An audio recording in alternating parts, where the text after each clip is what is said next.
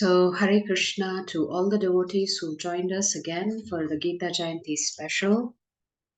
That's being brought to you by the ISKCON Sri Narasimha Giridhari Mandir here in Bengaluru. And today we're about to start the 7th chapter and the Bhakti Yoga session.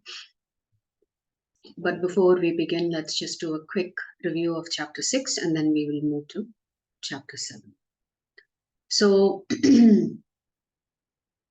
Krishna ends chapter 5 by talking about, gives a brief description of Dhyana Yoga. And so in chapter 6, Krishna talks about the 8 limbs of yoga, what is the process, the 2 stages of this yoga, which is the beginning stage, which is called the Yoga Rurukshuvu, and then the advanced stage of practicing Ashtanga Yoga, which is called Yoga Rudha. And towards the end of the chapter, Krishna talks about what happens to those yogis who practice this transcendental path for a short period of time, and then what happens to those yogis who practice this path for a longer period of time. What is the difference between those two? We'll look at that. So Krishna says that both renunciation and yoga are one and the same, and there's not much of a difference. It's just that Bhakti Yoga is the means by which you can approach him in a loving manner and in a manner that helps you progress very, very fast compared to the other yogas. And I think we used the analogy of a bullet train yesterday. So the Yoga Rurukshuvu stages are Yam, Niyam, Asana, then Pranayam, Pratyahara, then Dharana, Dhyana, and Samadhi. So the first 5 stages are called the Yoga Rurukshuvu. And the next 3 stages, which is the most advanced stage, which culminates in Samadhi, is called Yoga Rudha. In the process of Dhyana Yoga, the practitioner has to first focus on self-realization, understanding who Atman is. Remember, this whole section, the first 6 chapters are all about you. So one way of understanding who you are is by meditating on yourself, your Atman.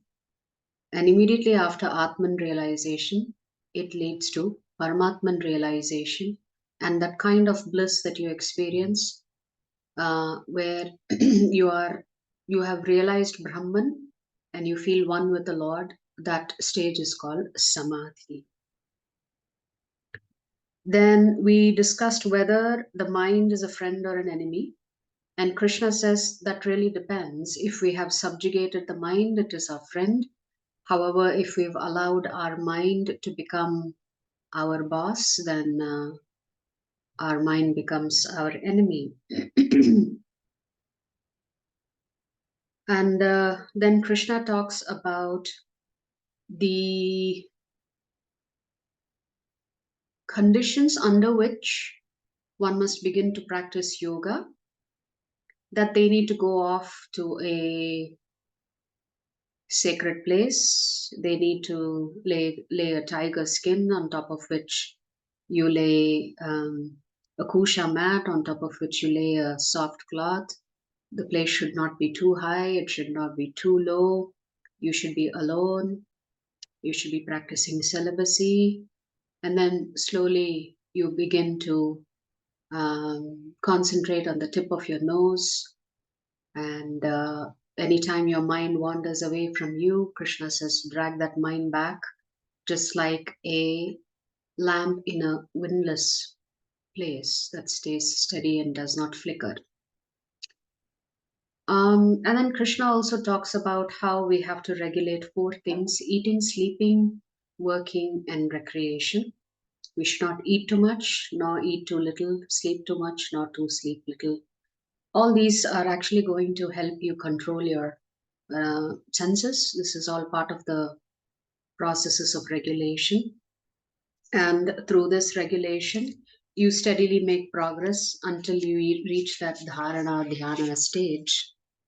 And that is the perfectional stage of this yoga, is to ultimately control your mind. And once you've controlled your mind, you can rejoice in yourself. And you are then free from all miseries. You've given up fear, you've given up attachment, you've given up desires. These are the three things Krishna says one has to give up actually before we begin practicing this yoga. But anyway, ultimately, that is our objective as well, even in Bhakti Yoga. It's just that it happens naturally, organically. Krishna says two things are important while practicing this. One is your determination, the second thing is your faith. And the third thing is that you should never give up, even though you may feel like you're failing and you're not making progress. You should not give up. Once you've started down the path, you have to make steady progress on that path. Then Krishna talks about the Brahma Bhuta and Brahma Samsparsha stages. Brahma Bhuta stage is realizing your Atman, yourself, and Brahma Sparsha stage is realizing the Super Soul. This Krishna speaks about in shlokas 27 to 30 of the chapter. And how this self-realized soul begins to see the Supreme Lord everywhere and in everything. And that's the ultimate objective of this perfect yogi. And when Arjuna says, these things seem to be very difficult to do, what you're explaining about Ashtanga Yoga is actually quite difficult, then Krishna says, yes, I agree it is difficult, but at the same time, with practice and with detachment, one can subdue one's mind. One of the things that we talked about is that what if the practitioner does not succeed in one life, because practicing Ashtanga Yoga takes immense amount of self-discipline, self-control, and complete dependence on willpower to get through challenging times with the mind specifically. So when Arjuna asks, now what happens to the person who's not successful in achieving samadhi after they've practiced? What we did not discuss yesterday is that Krishna talks about different destinations. If someone has practiced this for a short period of time, then Krishna says, and they are not successful, then Krishna says they will go to the upper planetary systems. They will exhaust all their punya credits as a result of them having done this practice. Then they'll come back to the material planets and they will take birth either in an aristocratic family or in a pious family. What if someone has practiced this yoga for a very long time? Then Krishna says the result is that in their next birth itself, they will be born in a devotee family so they can continue with where they left off. So the difference between someone who's practiced it for a little period of time and for whatever reason is not able to achieve that final stage, then they first go to the heavenly planets, then they come back to the material planets, the lower planets, the middle planetary systems, and they get a birth either in a very rich family so that they don't have to worry about finances. If they get an opportunity again, they can go ahead and practice. Or they get an opportunity to take birth in a pious family and they can continue with their sadhana. But if you've practiced this for a long time, any one of the paths, any one of the transcendental paths that you've practiced, specifically Bhakti Yoga, then Krishna doesn't talk about them going to the upper planetary systems, taking birth there, enjoying themselves, and then coming back. No, in the very next life, you get another human birth, and this time you are born into a family of the devotees of Krishna. Therefore, from a very young age, you're already trained up in Krishna consciousness, and then you simply continue down that path. And then Krishna makes a comparison. He says this yogi is better than a tapasvi, is better than a jnani, is better than a karmakandi. Which means in that yoga ladder, if we go up the yoga ladder from karma kanda to karma yoga to jnana yoga to dhyana yoga and then finally to bhakti yoga, Krishna says this yogi is better than all the other yogis who are lower down in the ladder. And then Krishna concludes by saying, but I think there is one more category of transcendentalist that Krishna has already spoken about in chapter 2. But he will conclude this chapter 6 with an opinion that he provides, that those devotees who are always thinking about him, who are always meditating on him, and who are also constantly serving him with love, he says such a yogi, in my opinion, is the topmost. And that sets the stage for Bhakti Yoga. There is a pastime of Bharat Maharaj. This just goes to show you how precarious it is if you're not successful in one life based on what you practice. Now, this is not to discourage you, or this is not to say why bother at all, because it doesn't look like I will get a fair chance at this. That is not the purpose of this particular pastime. I'm sure all of us know who Bharat Maharaj is. He used to rule over this Bharatavarsha. And at some point, at a very young age, he gives up his kingdom, installs his son, and decides he will go to the forest to practice Jnana Yoga. And so he does. He goes into the forest and is living by himself. It just so happens one day that a deer that is pregnant is being attacked by a tiger, and being very distraught by the situation of being chased by this tiger, the deer gives birth and then gives up its life. So Bharat Maharaj, who was witnessing this particular um, episode, steps in to rescue the baby deer. And from then on, he begins to take care of the baby deer that as if it were his own child, making sure that the deer is fed all the time, showering a lot of love and affection on the deer. Now, keep in mind, he was actually practicing yoga in the forests, but somehow he got distracted and he got very attached to this deer. So, in his next life, he takes the body of a deer because at the time of his death, he could not bear the thought of being separated from the deer because he was thinking, if I leave, who will take care of this deer? So, when we come to chapter 8, Krishna will tell us that whatever we think of at the time of death, Krishna says, guarantee you will achieve it. Guarantee you will achieve it. So, since Bharata Maharaj was thinking about the deer he had rescued and who was going to take care of the deer, he had to take birth as a deer. Now, by the Lord's arrangement, it just so happened that he was a deer in an ashram of rishis. And he happened to remember his previous birth as Bharat Maharaj. Because he had the association of other holy men, other sadhus, in his next birth, he gets the birth as a human being and he comes back as Jada Bharat.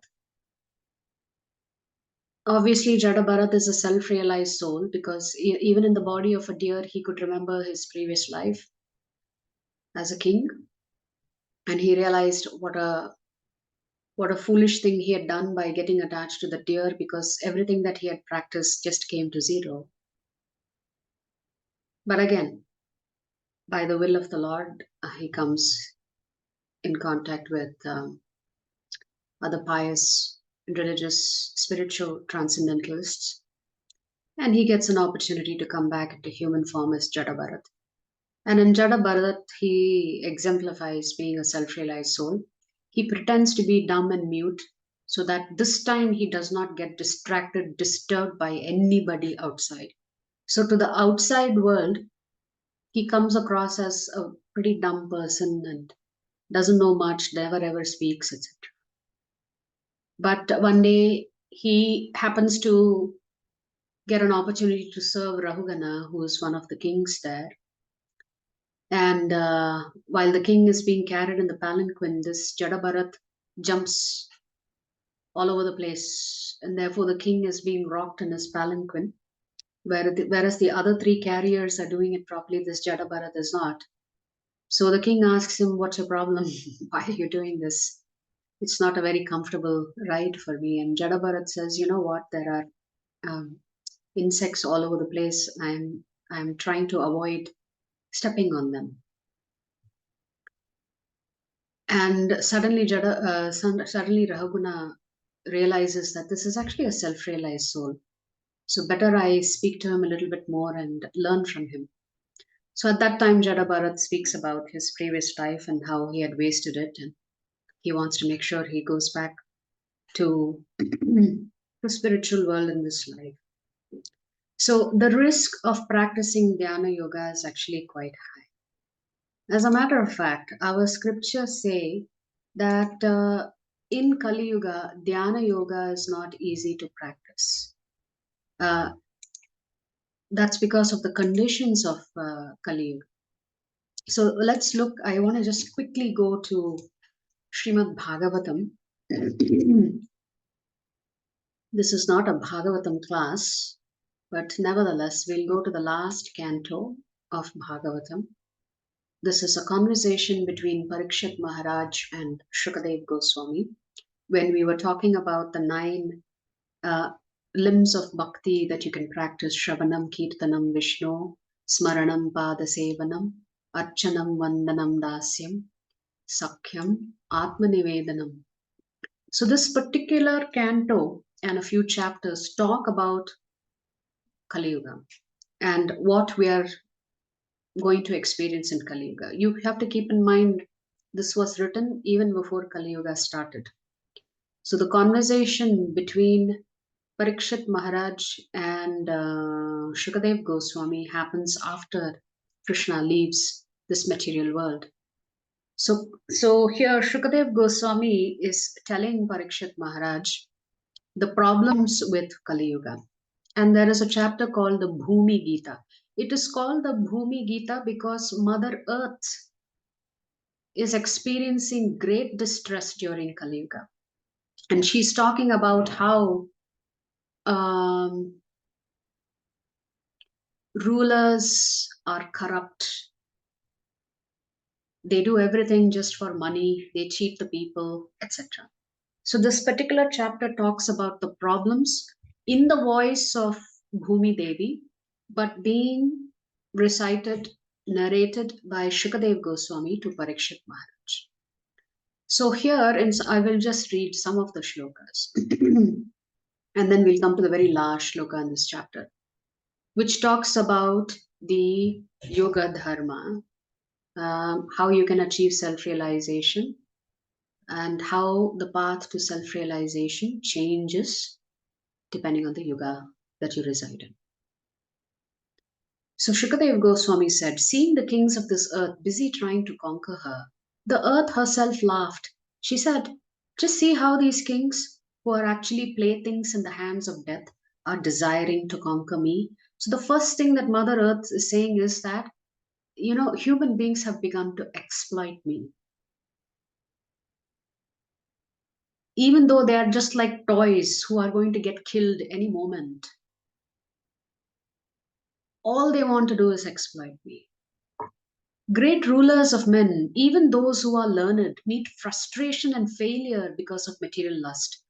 Driven by lust, these kings place great hope and faith in the dead lump of flesh called the body. Even though the material frame is as fleeting as bubbles of foam on water. So, when foam forms in water and it creates these massive amount of bubbles, those bubbles are just going to disappear in just a few seconds. That's how our body is. Our body is going to disappear with the advent of time, and the soul has to simply move on.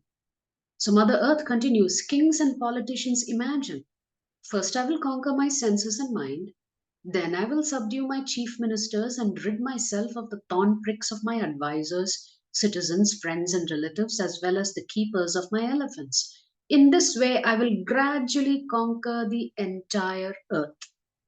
Because the hearts of these leaders are bound by great expectations, they fail to see death waiting nearby.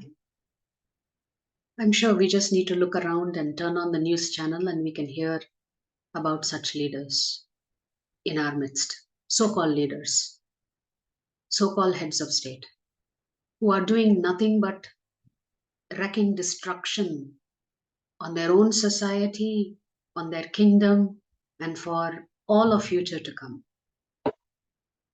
And Mother Earth continues, after conquering all the land on my surface, these proud kings forcibly enter the ocean to conquer the sea itself.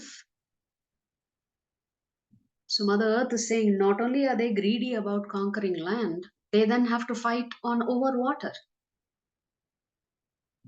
What is the use of their self control, which is aimed at political exploitation? The actual goal of self control is spiritual liberation.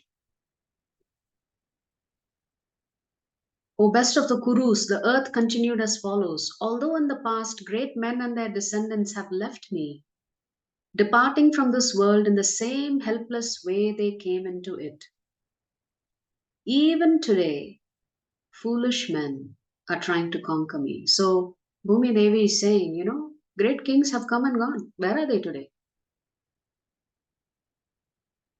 But apparently, mankind has not learnt any lesson. The same mistakes are being repeated again and again and again. For the sake of conquering me, materialistic persons fight one another. Fathers oppose their sons, and brothers fight one another because their hearts are bound to possessing political power. Political leaders challenge one another. All this land is mine. It's not yours, you fool. Thus they attack one another and die. So Bhumi Devi is saying this is the condition of Kali Yuga.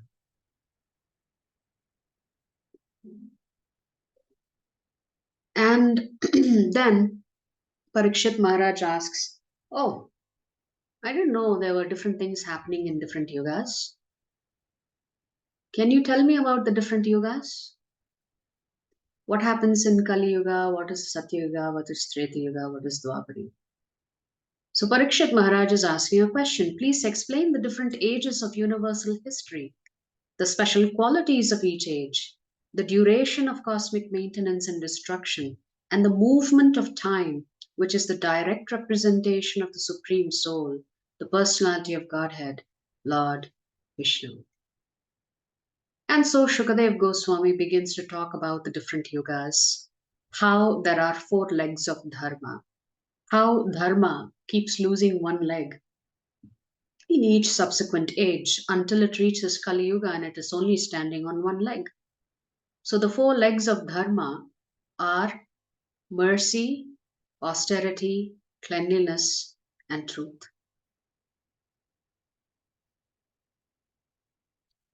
So Shukadev Goswami says in Satya Yuga, the predominating guna was Sattva Guna.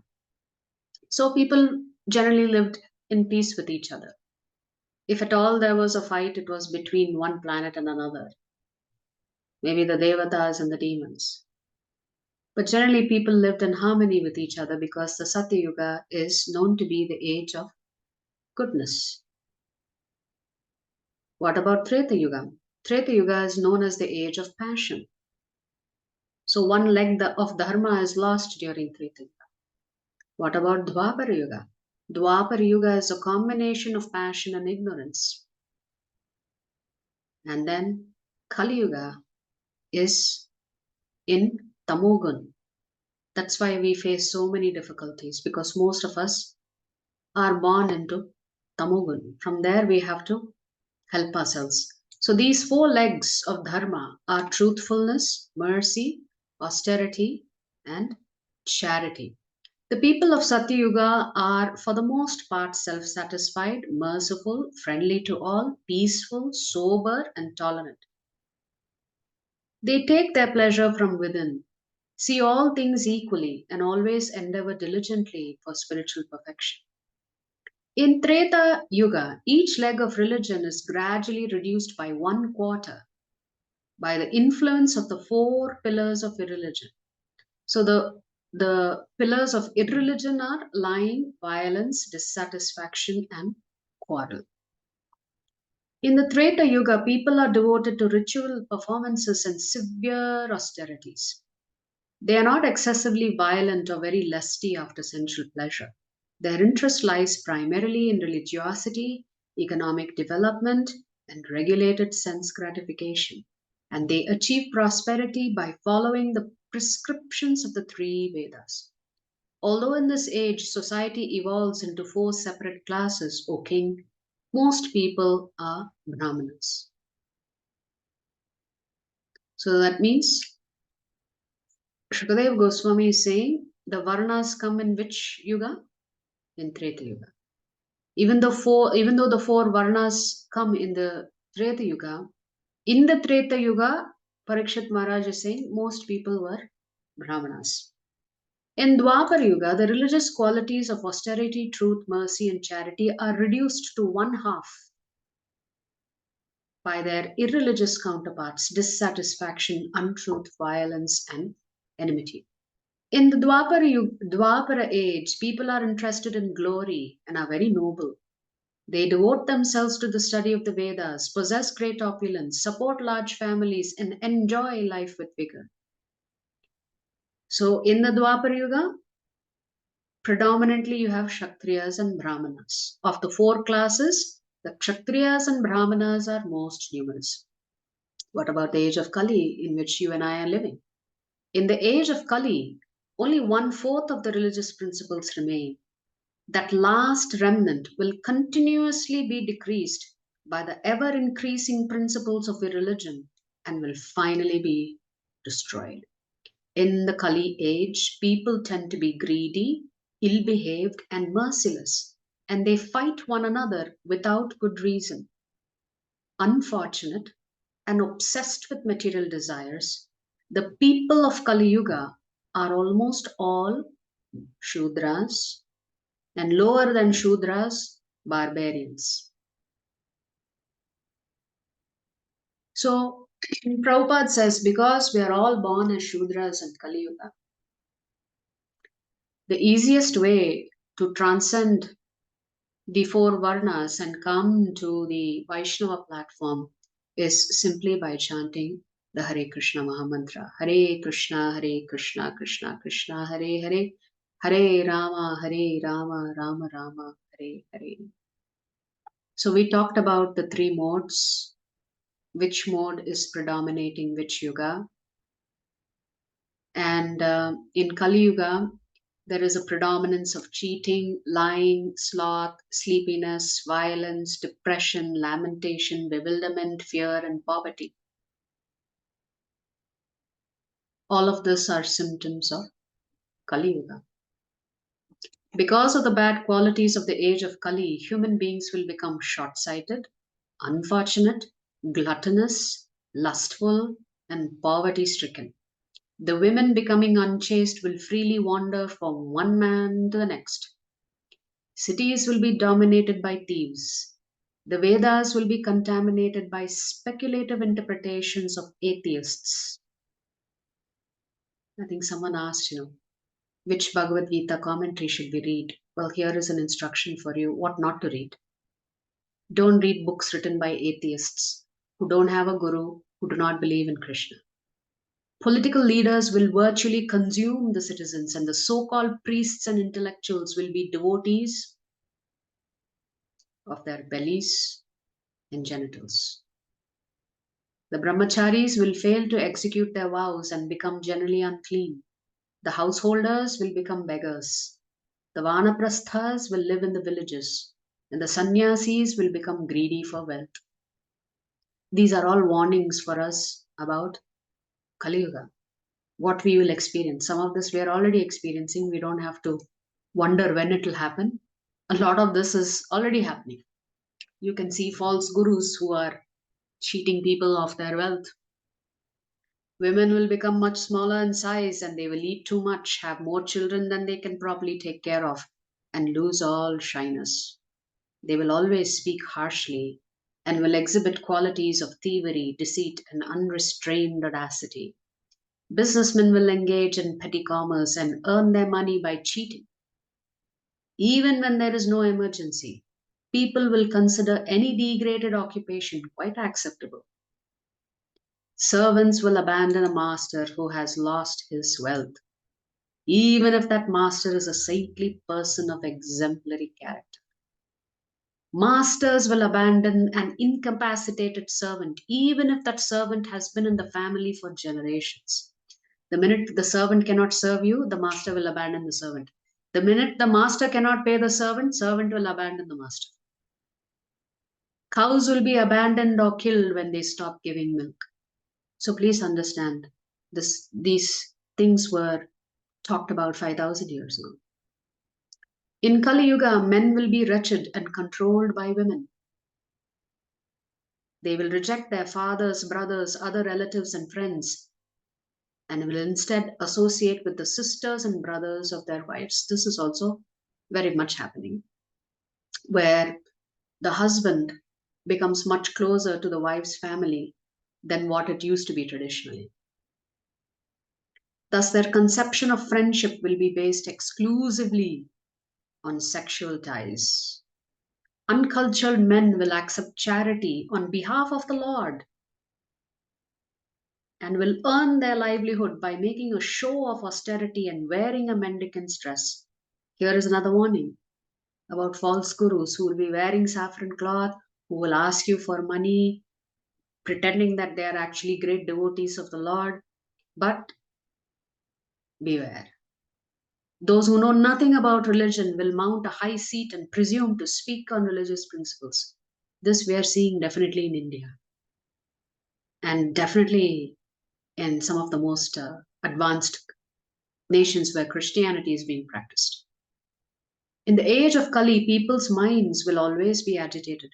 They will become emaciated by famine and taxation. So it is predicted that the tax rates will just keep going up higher and higher and higher. It will never come down. My dear king, and will always be disturbed by fear of drought. They will lack adequate clothing, food, and drink, will be unable to properly rest, have sex, or bathe themselves, and will have no ornaments to decorate their body. In fact, the people of Kali Yuga will gradually come to appear like ghostly, haunted creatures. Well, this is probably something that's going to happen in the future. Definitely, famine and taxation we are familiar with. But over a period of time, because the earth will not produce food for us, because we have simply um, exploited Mother Earth, how can she continue supplying us with good things to keep our body and soul intact? In Kali Yuga, men will develop hatred for each other, even over a few coins. Giving up all friendly relations, they will be ready to lose their own lives and kill even their own relatives.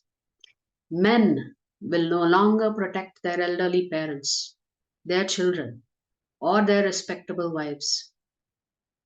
Thoroughly degraded, they will care only to satisfy their own bellies and genitals. O king, in the age of Kali, people's intelligence will be diverted by atheism, and they will almost never offer sacrifice to the Supreme Personality of Godhead, who is the supreme spiritual master of the universe. Although the great personalities who control the three worlds all bow down to the lotus feet of the Supreme Lord, the petty and miserable human beings of this age will not do so. In Kali Yuga, more and more people will not believe in God. That's the unfortunate condition we are in.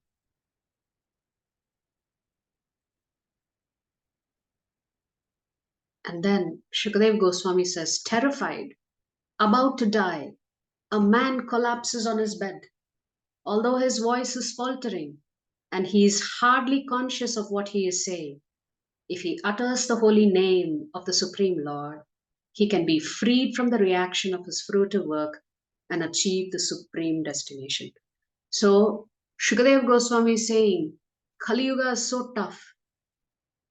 Even he's been an atheist all his life, but at the time of death, if he remembers the Supreme Lord and he utters the name of the Supreme Lord, he will go back to the spiritual world. But still, people in the age of Kali will not worship the Supreme Lord. So, coming to the last shloka, which means there is a different dharma in each yuga if you want to achieve self-realization. Krite yadhyayato vishnum tretayam yajato makhaihi dvapare paricharyayam kalau tadhari kirtanat. So Shukadev Goswami concludes this chapter with a very important message for you and I. Whatever result was obtained in Satya Yuga by meditating on Vishnu, in Treta Yuga by performing sacrifices, and in Dwapar Yuga by serving the Lord's lotus feet, can be obtained in Kali Yuga simply by chanting the Hare Krishna Mahamantra. Hari Kirtanat. That means in Satya Yuga, in order to go back to the spiritual world, you had to meditate. In Treta Yuga, if you wanted to go back to the spiritual world, you had to perform fire sacrifices.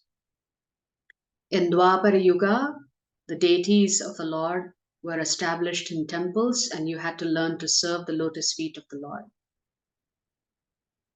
But in Kali Yuga, all you have to do is chant the holy names of the Lord to go back to the Lord. So in chapter 8, which we will do tomorrow, the question will come, if we cannot practice chanting the Hare Krishna Mahamantra from a young age, is it possible for us to chant the Hare Krishna Mahamantra at the time of death? Should we not be practicing constantly? Because none of us know when death is coming. When we will be forced to leave this body, we don't know.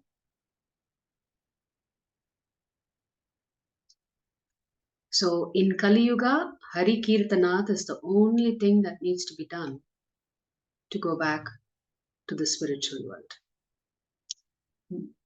So that's going to take us to chapter 7. So today's chapter is called Jnana Vijnana Yoga, knowledge of the Absolute. But before we begin, let's talk briefly about these middle 6 chapters. So we said the first 6 chapters are about you, Jivatma. It is also called Karma Yoga. The middle 6 chapters are all about Paramatma, and it is also called Bhakti Yoga. But keep in mind, in chapter 3, Krishna has said, all of us must perform sacrifices for the pleasure of Lord Vishnu. Hence, work for the pleasure of Lord Vishnu.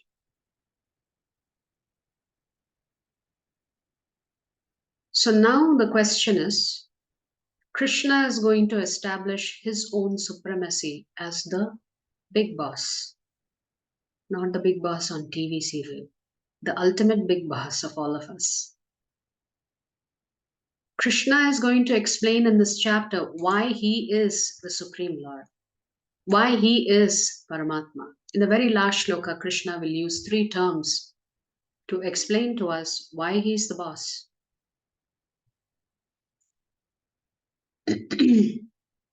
So the question is, do we want to work for Krishna? Krishna has given us that option in chapter 3. He says, if you work for me, you will be free from material reactions, karmic reactions.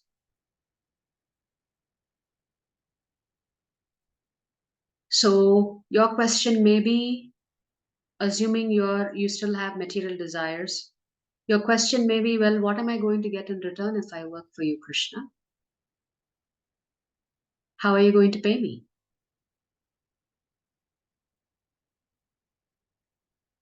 So You need to know the terms and conditions under which you will be working for Krishna. So just like in any other job interview, you want to know who's the boss, what's the qualifications of the boss. Is he a micromanager or does he give you a little bit of freedom? Is he harsh? Is he easygoing? Is he friendly? Is he aloof? Then you want to know what's going to be your pay. What are the additional benefits you're going to get? What's the insurance that the company has to offer? In other words, you have to decide now. Arjuna has to decide. Is the package that Krishna going to offer him attractive enough for him to say, yes, Krishna, I will work for you? That's the middle 6 chapters. So in today's chapter, the first thing we're going to do is we're going to discover who's the boss. And Krishna is going to say, I'm the boss. Therefore, you have to worship me. So before we begin, let's offer our most humble obeisances to His Divine Grace, A.C. Bhaktivedanta Swami Srila Prabhupada Ki Jai. So today's acronym is HEAD. It begins with hearing. Krishna begins this chapter by telling Arjuna, listen carefully to what I'm about to say.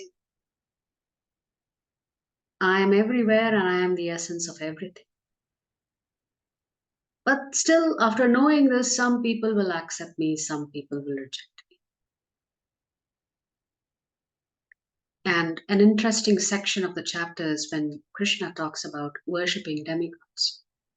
What are the advantages and what are the disadvantages of worshipping demigods? Should you or should you not worship demigods? That we're going to discover. So this particular chapter begins, let's go back to see how the chapter begins. Chapter 7. Krishna begins chapter 7 by saying, now hear, O son of Pritha, how by practicing yoga and full consciousness of me, with mind attached to me, you can know me in full, free from doubt. Remember, chapter 6 has ended with Krishna saying, in my opinion, there is an even greater yogi than the one that is practicing Ashtanga Yoga. That yogi is someone who's always thinking of me, always meditating on me, always doing all his work for my pleasure, always trying to please me. So Krishna is going to speak about that particular yogi who's practicing bhakti. So now hear, O son of Pritha, how by practicing yoga and full consciousness of me with mind attached to me, you can know me in full, free from doubt. I shall now declare unto you in full this knowledge, both phenomenal and numinous. The word phenomenal means that which you are able to observe, which is the material cosmos. Numinous means that you may have heard of, but you cannot see, which is the spiritual world. Or you could also say numinous means the world of bhakti, how that is very different from the material world. This being known, nothing further shall remain for you to know. And then Krishna says, out of many thousands among men, one may endeavor for perfection. And of those who have achieved perfection, hardly one knows me in truth.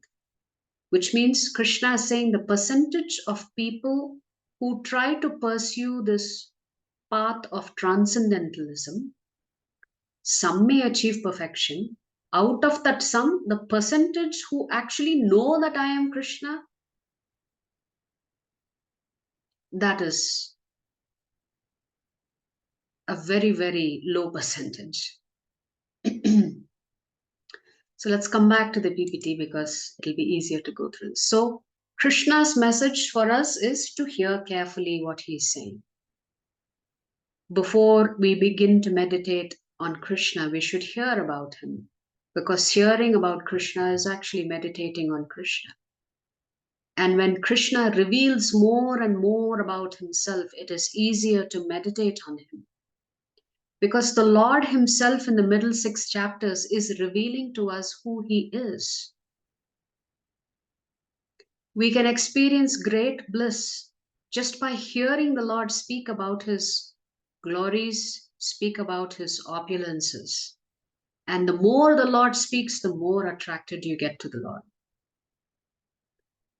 So hearing about Krishna from Krishna is the purest form of eliminating your contaminated consciousness. So Krishna is saying, Maya Saktamanaf Partha Yogam Yunjanmadashrayah Asamshayam Samagram Mam Yathagnyasya Tachranu. So, how do we practice this yoga and full consciousness is what Krishna is going to talk about. This is something that we've covered in the Secrets of Gita Reveal program for those who attended the sessions. There are 3 ways in which we learn. Pratyaksha Pramana, Anumana Pramana, and Shabda Pramana. Pratyaksha Pramana is, what you perceive. You learn based on direct perception, using any one or more of your 5 senses.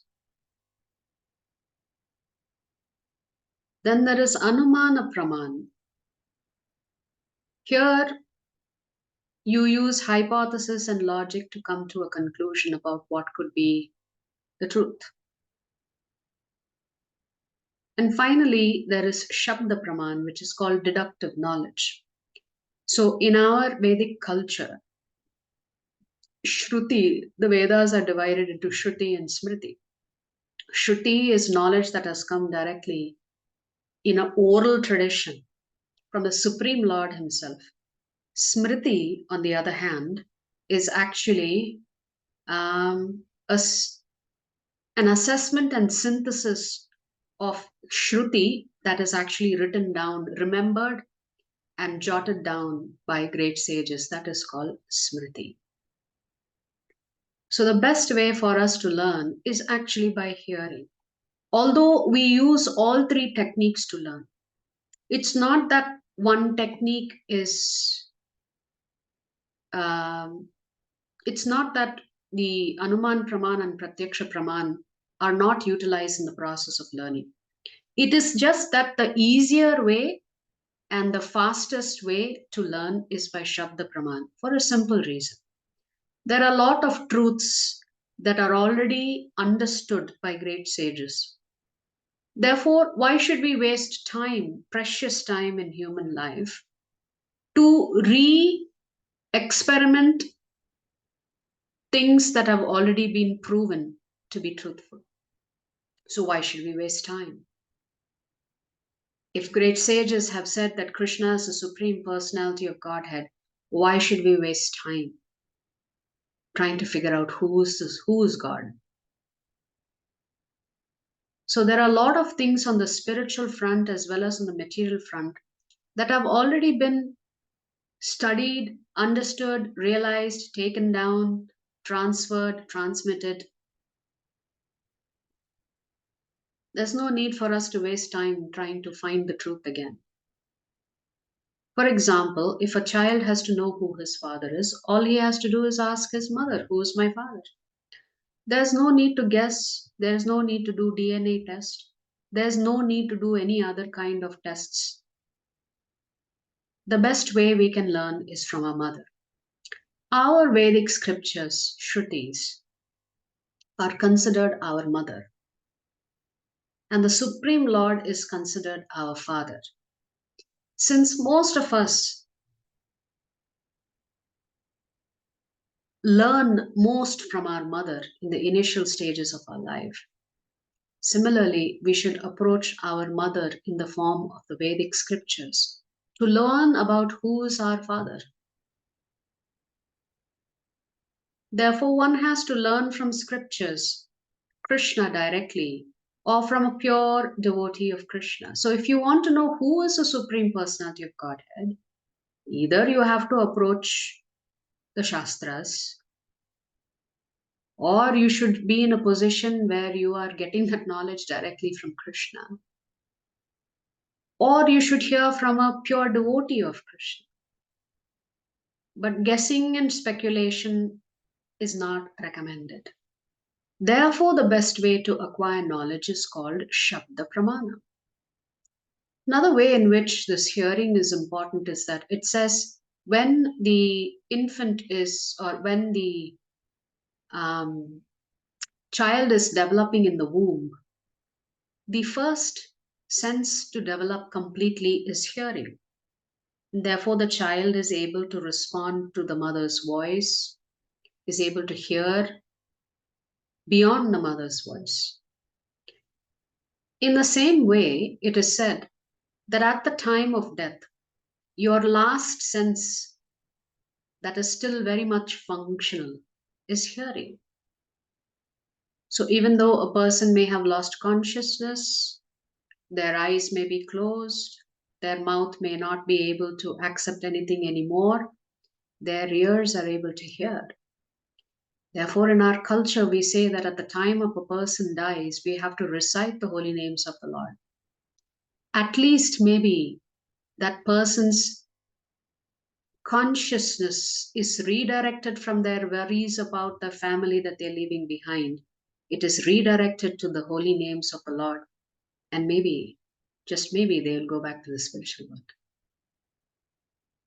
Just as we just read in the Srimad Bhagavatam, how Shukadev Goswami is telling Parikshit Maharaj, in the age of Kali, if people just recite the name of the Lord at the time of death, their destination is the spiritual world. They don't have to take birth again. So Krishna is telling Arjuna, you can see me everywhere and in everything. Why? Because I am the source of matter, I am also the source of spirit. So let's go back to the shlokas. Krishna says, earth, water, fire, air, ether, mind, intelligence, and false ego. Altogether, these 8 constitute my separated material energies. So Krishna is saying these energies are mine. It's just been separated from me.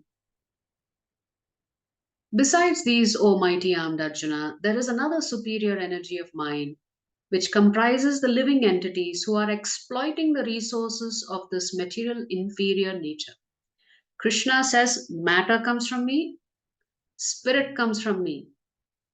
Matter in the form of earth, water, air, then mind, intelligence, and false ego, and then spirit in the form of all the jivatmas, all the spirit souls. All created beings have their source in these 2 natures, which means there is always a component of the body and there is a component of spirit. Of all that is material and all that is spiritual in this world, know for certain that I am both the origin and the dissolution. Krishna says not only he is the source of matter and spirit, but at some point this matter has to be dissolved. And Krishna says, I am responsible for that dissolution. And then Krishna says, O conqueror of wealth, there's no truth superior to me. Everything rests upon me as pearls are strung on a thread. When you see a pearl necklace, you can't see the thread. You only see the pearls. So therefore, Krishna is saying, when you see this entire material cosmos, you only see what you're able to see with your 5 senses. The thread of how all of this is kept together by me, you can't see that thread. But Krishna is very, very categorically stating that without him, none of the universes can exist. Without him, the Jivatma cannot exist. Even if the soul is in the body, if Paramatma is not residing in that same body, the soul does not have an existence. O son of Kunti, and now the Lord is going to begin to explain to Arjuna how he can see the Lord in everything and everywhere. O son of Kunti, I am the taste of water, the light of the sun and the moon, the syllable Om in the Vedic mantras. I am the sound in ether and ability in man. So Krishna is saying, when you taste water, Especially when you're really thirsty and you have to quench your thirst, that taste of water comes from me. The light of the sun and the moon comes from me. The syllable Om in the Vedic mantras, that's me. Any ability that a man has in him, that comes from me. I am the original fragrance of the earth, and I am the heat and fire. I am the life of all that lives, and I am the penances of all ascetics. So even ascetics, when they go off to the forest and try to practice immense austerities, Krishna says they can't do it without me. I help them. O son of Pritha, know that I am the original seed of all existences, the intelligence of the intelligent and the prowess of all powerful men. Krishna is saying, bottom line, I am the source of everything. I am the seed for everything. I am the strength of the strong, devoid of passion and desire. I am sex life, which is not contrary to religious principles. O Lord of the Bharatas, know that all states of being, be they of goodness, passion, or ignorance, are manifested by my energy. I am, in one sense, everything, but I am independent. I am not under the modes of material nature, for they, on the contrary, are within me. Just in case somebody misunderstands Krishna, saying, how can God come here? If God enters the material world, he must be under the control of Maya Devi. That means Maya Devi is greater than the Lord. Krishna is refuting that kind of logic, saying, even though I enter the material cosmos, I am not under the control of the superintendent of this material cosmos, which is Durga Devi. I am independent. Which means when the Lord comes, nothing impacts him. He stays as Satchidananda, right? This divine energy of mine, consisting of the three modes of material nature, is difficult to overcome. Remember, we said material nature, Prakriti, is defined as the three gunas. Krishna is saying these three gunas, a human being can try very hard, but it's difficult to overcome Sattvagun, Rajagun, and Tamagun. The very next sentence, Krishna gives you a solution. How to overcome the three gunas? But those who have surrendered unto me can easily cross beyond it. First, Krishna is saying, Prakriti is hard to overcome. Next, Krishna is saying, but if you surrender to me, I am her boss, so she cannot challenge you anymore. When you have surrendered to me, Prakriti will not target you. Yes. Let's come back to the slides. Chapter 7. So essentially, what is Krishna saying? He is the source and essence of everything that exists. Nothing can exist without him. Bhumirapo nalo vayuhu khammano buddhirevacha ahankaram mitiyam me bhinna prakritirashthada. Then the superior energy that Krishna talks about, which is all the jivatmas. Pareyam mitastvanyam prakritim vidhi me param jiva bhutam mahabaho yayedam dharyate jagat. So there is inferior energy, there is superior energy. Inferior energy is represented by Durga Devi. Superior energy is represented by Jivatmas. Jivatmas are exploiting inferior energy to make a living. So that is why Krishna is saying he is the source of everything. The unseen is proven by the seen. So Krishna is saying just because you can't see me, you can still experience me because my energy pervades everything. Mattaf parataram nanyat kinchidasti dhananjaya mai sarvam idam protam sutre manigana iva. Everything rests upon me as pearls are strung on a thread. You can see the pearls, you cannot see the thread. But by seeing the pearls, you know what is holding the pearls together? The thread. Krishna is saying, when you see the cosmos and everything around you, you know what is holding everything together? Me. Me meaning Krishna. And then Krishna says, but in spite of knowing all of this, unfortunately, there are certain people who reject me. Fortunately, there are some people who accept me. And in these shlokas, Krishna is going to talk about these two broad sets of personalities. So Krishna says, four kinds of men don't surrender to me.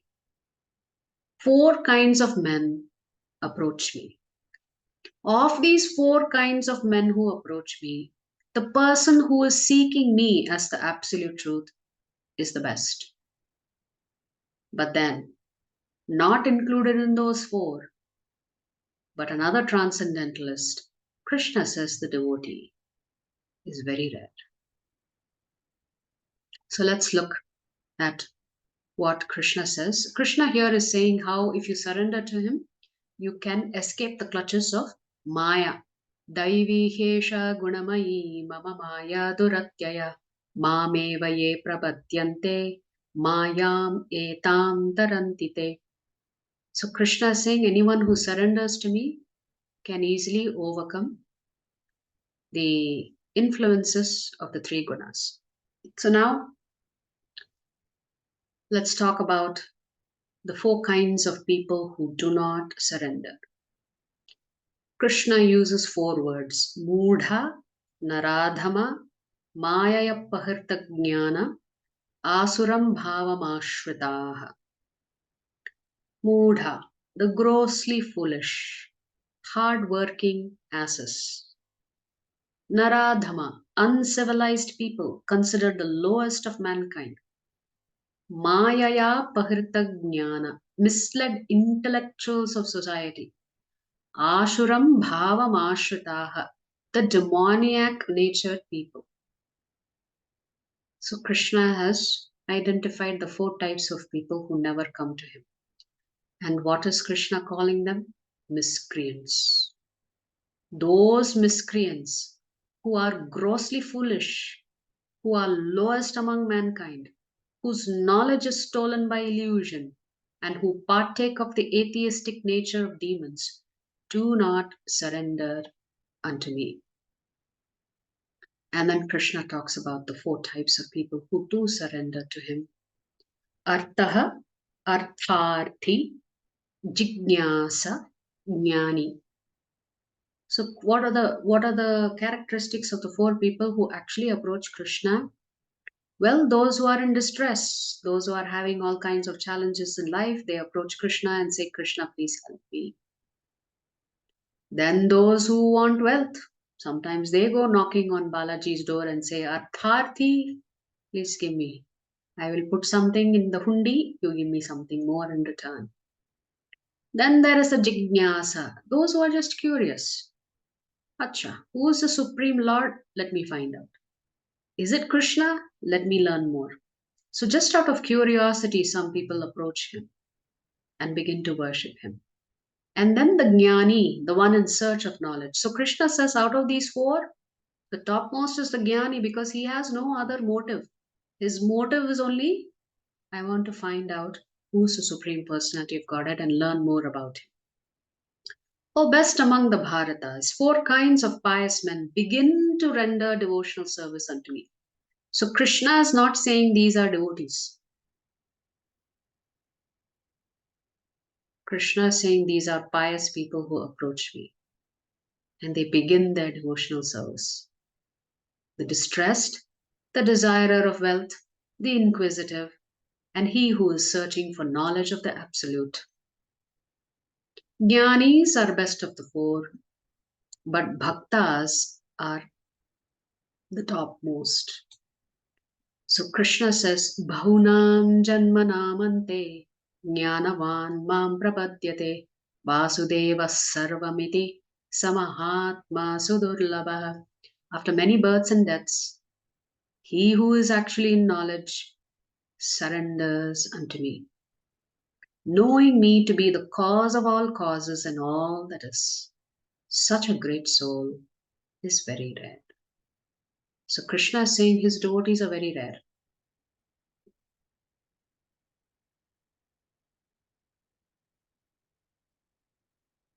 They know who Krishna is, they know who they are, and they know what they need to do to please Krishna.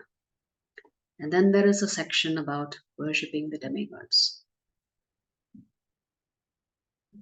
Now, to the question, why doesn't everybody surrender to Krishna? The Bhagavad Gita is accessible to everybody. It's been there in our Bharatavarsha at least for 5,000 years. Maybe not in writing. Maybe the printed version has been around for maybe 200-300 years. Even after reading the Bhagavad Gita, why people don't surrender to Krishna? Krishna answers that question. Kamaistaistairhritajnanaah prabadhantyanyadevataah tam tam niyamamasthaya prakritya niyatasvaya. Krishna says those whose intelligence has been stolen by material desires surrender unto demigods and follow the particular rules and regulations of worship according to their own natures. Why do people not worship Krishna? Because they have material desires. They would rather worship a demigod to get what they want.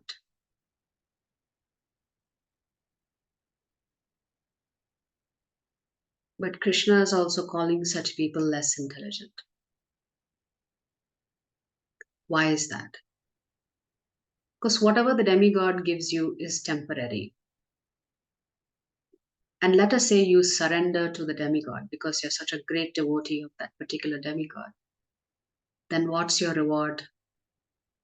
You will go to the planet where that demigod lives to associate with that demigod and to serve that demigod. But when the material cosmos has to be dissolved, that demigod has to go and you have to go also. Because even the planets where the demigods reside are destroyed. Hence Krishna is saying, those who worship demigods are not very intelligent. They're not intelligent because their intelligence has been stolen away by so many desires that they have. What about devotees?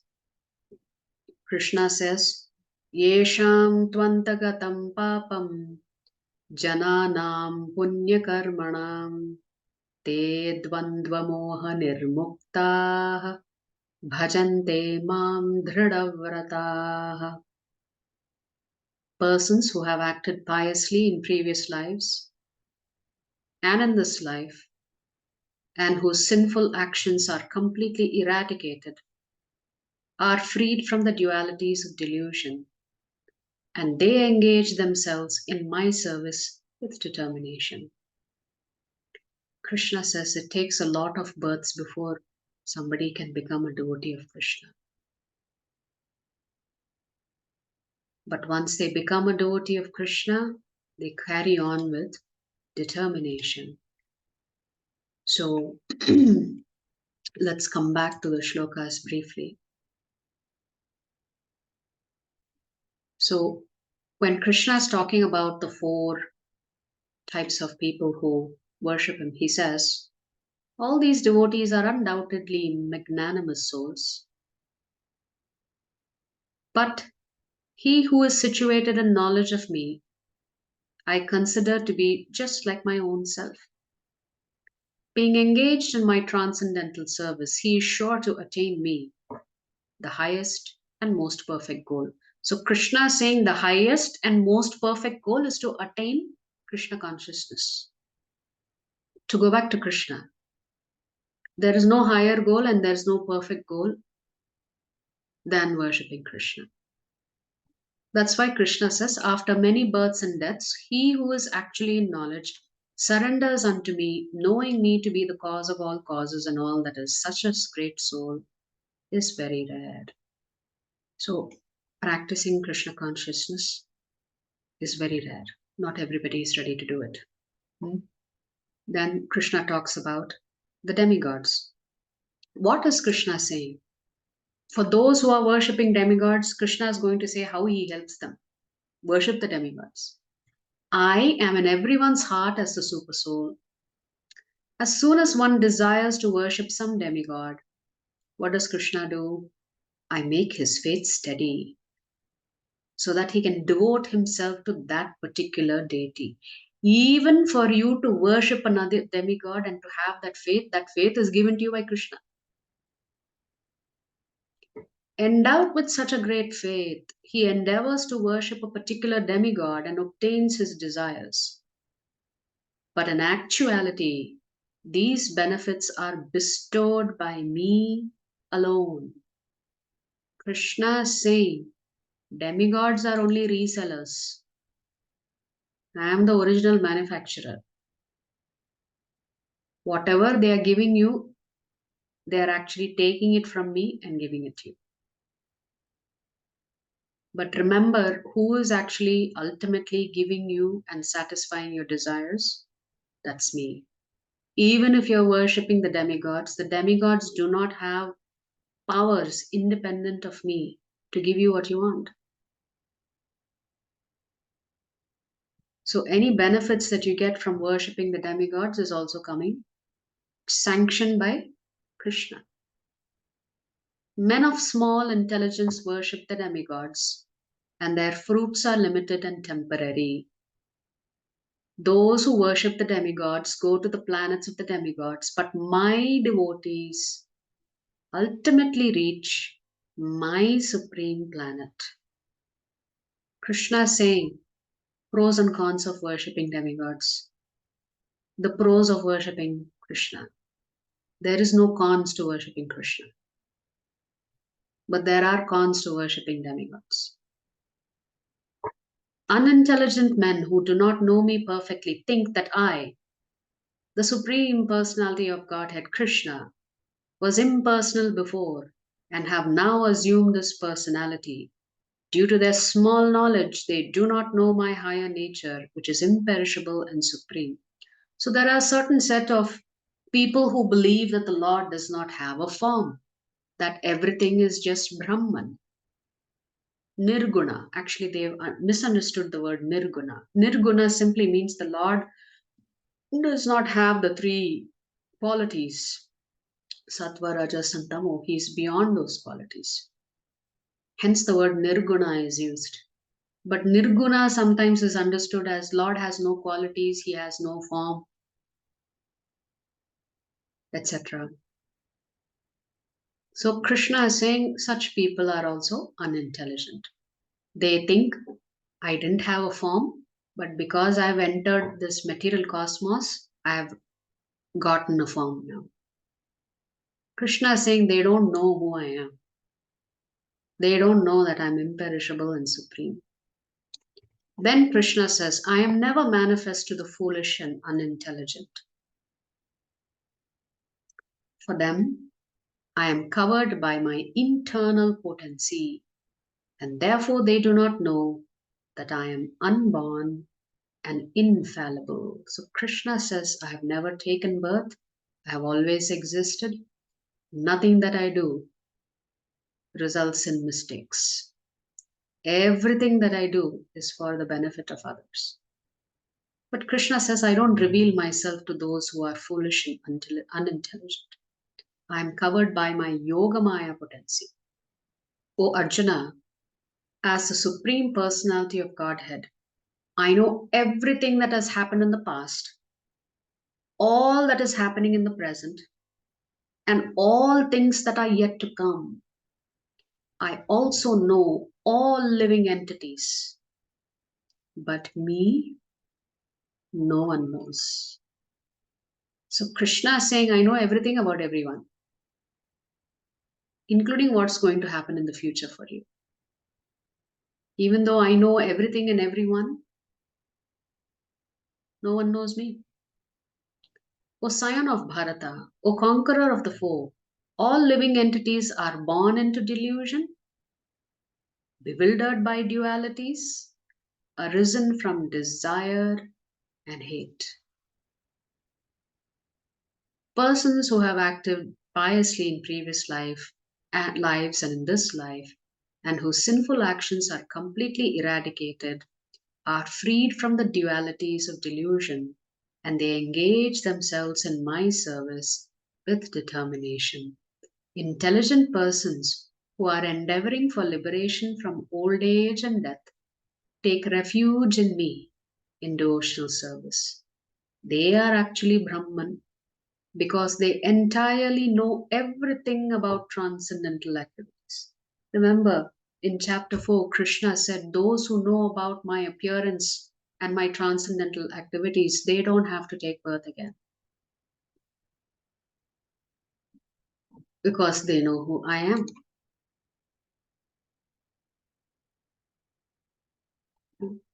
Those in full consciousness of me, who know me, the Supreme Lord, to be the governing principle